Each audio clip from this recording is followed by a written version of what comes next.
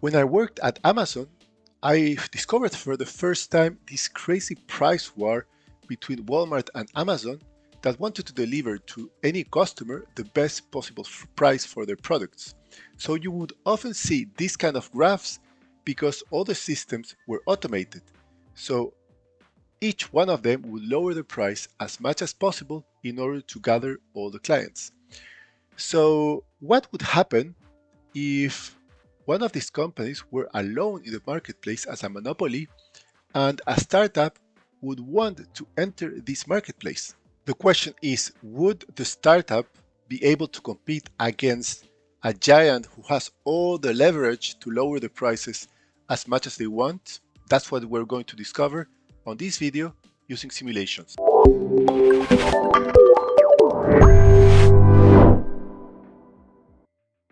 A monopoly occurs when there's only one company in a certain community offering a product or a service and there's no competition.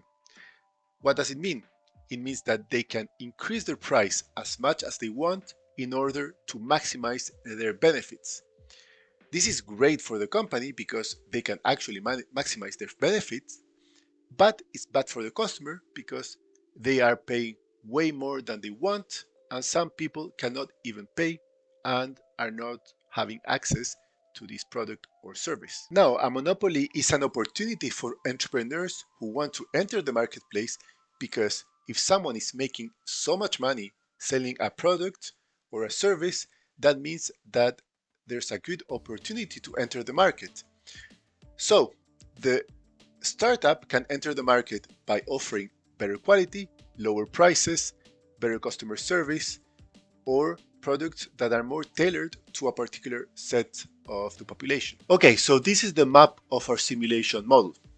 We have the giant here that is the one who will have most of the consumers in the beginning of the simulation and is also able to change the price as much as they want. You have the startup who is able to enter the market and tailor the product a bit better, so targeting an audience that is interested in particular features of the product. You have potential consumers in red who are the ones who are not able to purchase the product because it's too expensive or because they don't know that the product exists. And you have the giant consumers, who are all the consumers who buy from the giant. And finally, the startup consumer, who is the person who is going to buy from the startup. So the startup enters the market and the competition starts. What are the possible outcomes that can arise from this situation? One of them is that the startup dies. So the startup was not able to compete against the giant and has to exit the market and is not selling the product or service anymore. The second outcome is the startup survives. It's able to compete against the giant, gets investors to trust in the startup, and is able to become a stable participant in the marketplace. And the third outcome is that the giant buys the startup.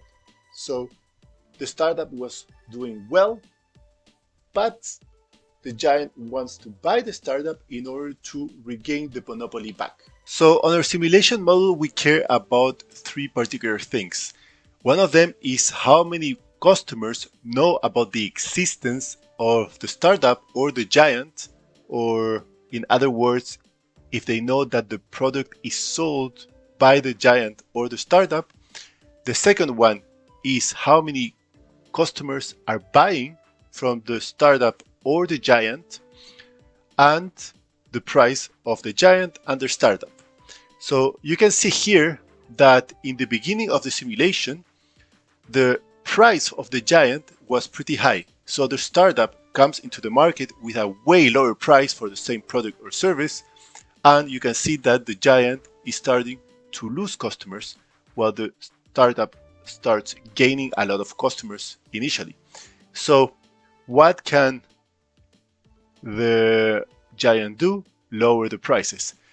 And then they regain the clients and they get more clients because the cost is lower. so they can reach customers that were not able to pay before.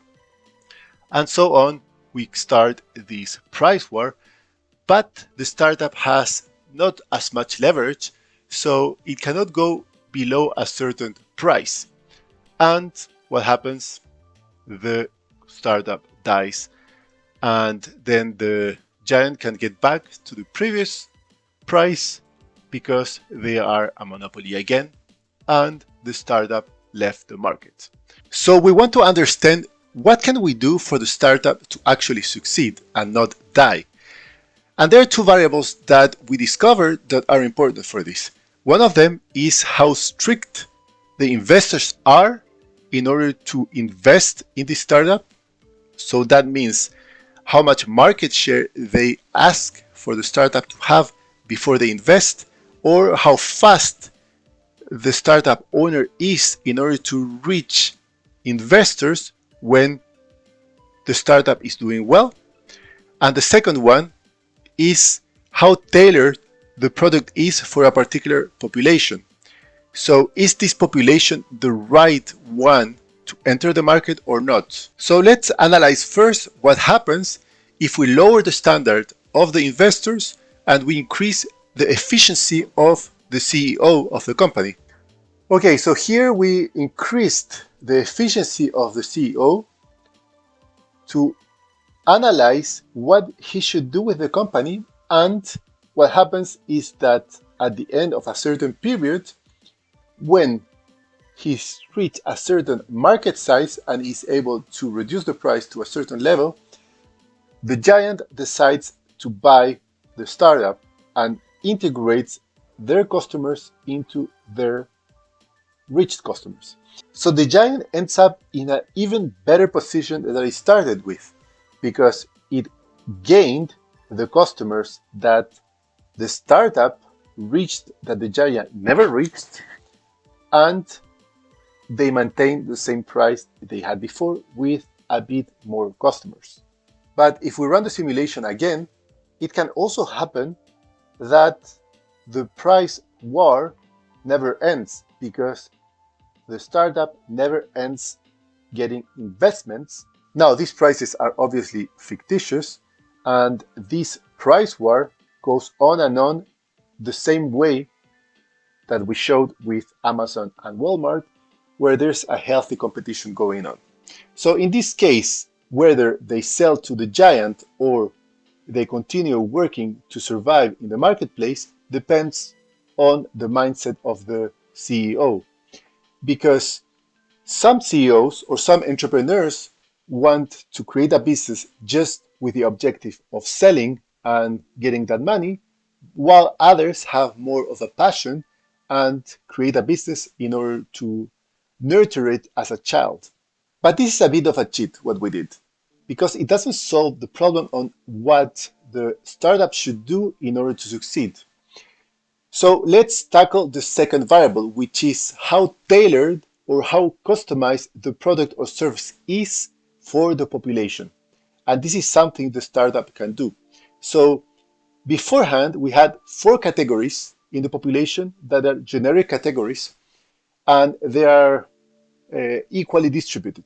Now, let's add a category that is more likely, and let's tailor the product that the startup is selling to that category in particular. That means that the people in that category will be willing to pay a little bit more for the startup product because it's more tailored to their needs. So if we run the simulation, we will see that there's a price war in the beginning, but at certain point the price war ends because the startup has been able to reach these customers that are happier with their product. So even though the giant price is lower, the startup price being a bit higher keeps reaching these customers that were willing to pay a bit more. We also see here that the customers are very well distributed between the startup and the giant. This is actually a very healthy situation. So as we can see, there are at least these 2 ways in which a startup can survive.